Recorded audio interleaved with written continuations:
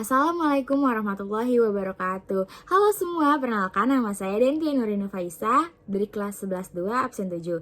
Di sini saya akan menjelaskan mengenai detik-detik terjadinya proklamasi. Nah, pada bagian sebelumnya kalian telah belajar kan bahwa Soekarno dan Hatta berhasil kembali ke Jakarta pada tanggal 16 Agustus 1945 di malam hari. Jadi, tahu gak sih kalian apa yang terjadi selanjutnya? Dan langkah-langkah apa yang dilakukan oleh golongan tua dan golongan muda dalam mempersiapkan proklamasi kemerdekaan? Nah, karena itu, yuk aku jelasin. Jadi, yang pertama ada perumusan naskah proklamasi kemerdekaan.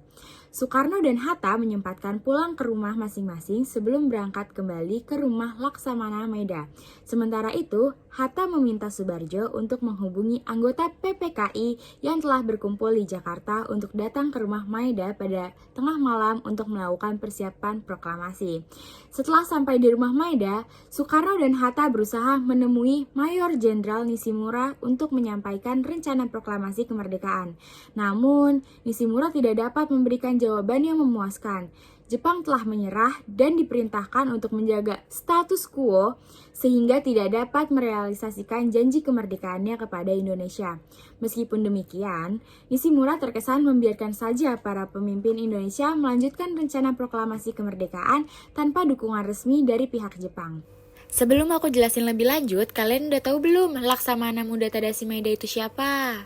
Dalam buku Java in a Time of Revolution, Occupation and Resistance tahun 1944 sampai 1946, Anderson menyebutkan bahwa Maeda pernah bertugas di Belanda tahun 1940 sebagai atase Angkatan Laut Jepang.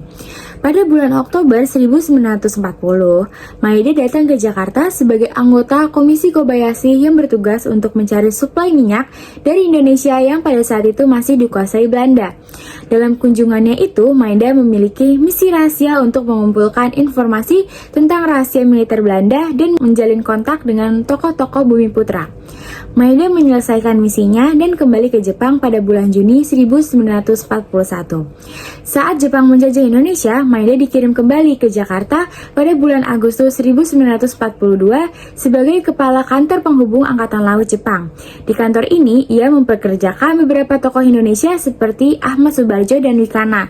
Nah, tokoh-tokoh ini yang bakal nantinya turut ikut serta dalam proklamasi kemerdekaan Indonesia. Setelah Koiso memberikan janji kemerdekaan, Maeda mendirikan Asrama Indonesia Merdeka untuk melatih para pemuda dan calon pemimpin Indonesia. Maeda juga memfasilitasi perjalanan Soekarno dan Hatta ke berbagai wilayah di Indonesia dan memberikan mereka kesempatan untuk menyampaikan pidato yang membangkitkan nasionalisme Indonesia. Wah, baik banget ya Tadashi Maeda ini. Selain itu, Maeda memiliki peran yang penting dalam peristiwa di sekitar proklamasi. Ia bahkan mengizinkan rumahnya digunakan sebagai tempat pertemuan. Tapi walaupun dia mengizinkan rumahnya sebagai tempat pertemuan, dia itu bukan menjadi mata-mata dari Jepang. Dalam peristiwa bersejarah itu, Maeda undur diri ke kamarnya dan tidak ikut campur dalam perumusan naskah proklamasi.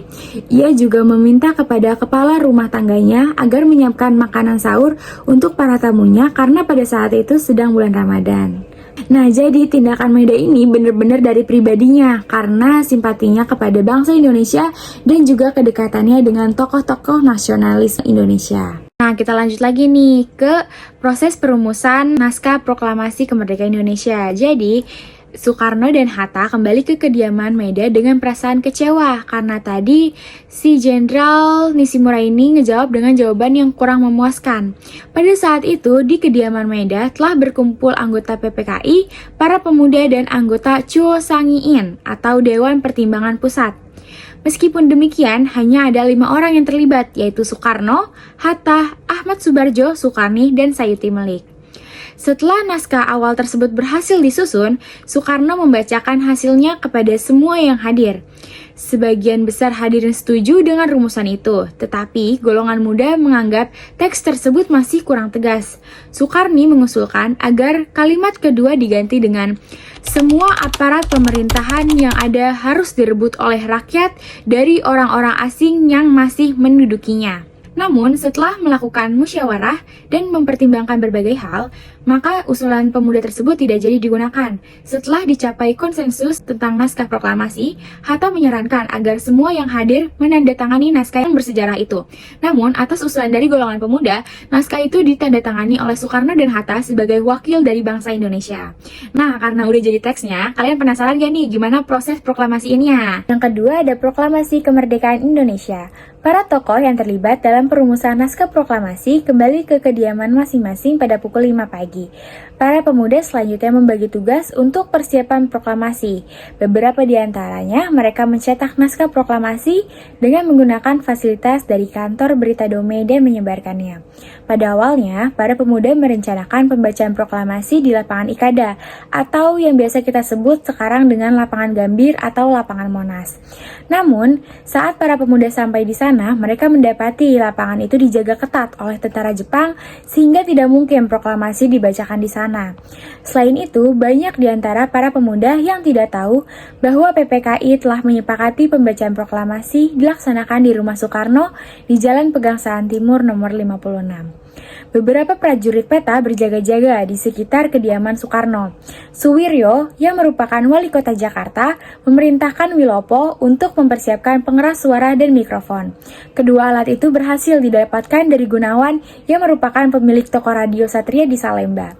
Suhut mempersiapkan sebatang bambu yang ada di belakang rumah dan dibersihkan untuk tiang bendera. Karena suasana tegang, ia lupa bahwa sebenarnya di depan rumah Soekarno masih ada 2 tiang bendera yang dapat digunakan. Para pemuda yang sudah hadir mulai tidak sabar menunggu pembacaan proklamasi dan mendesak agar Soekarno membacakannya. Namun Soekarno menolak melakukannya tanpa kehadiran Hatta. Hatta datang sekitar 5 menit sebelum pukul 10. Proklamasi kemerdekaan Indonesia kemudian dilangsungkan secara sederhana. Soekarno menyampaikan pidato secara singkat dan membacakan naskah proklamasi. Proklamasi. Kami, bangsa Indonesia, dengan ini menyatakan kemerdekaan Indonesia. Hal-hal yang mengenai pemindahan kekuasaan dan lain-lain diselenggarakan dengan cara saksama dan dalam tempo yang sesingkat-singkatnya. Jakarta, 17 Agustus 1945, atas nama bangsa Indonesia, Soekarno, Hatta.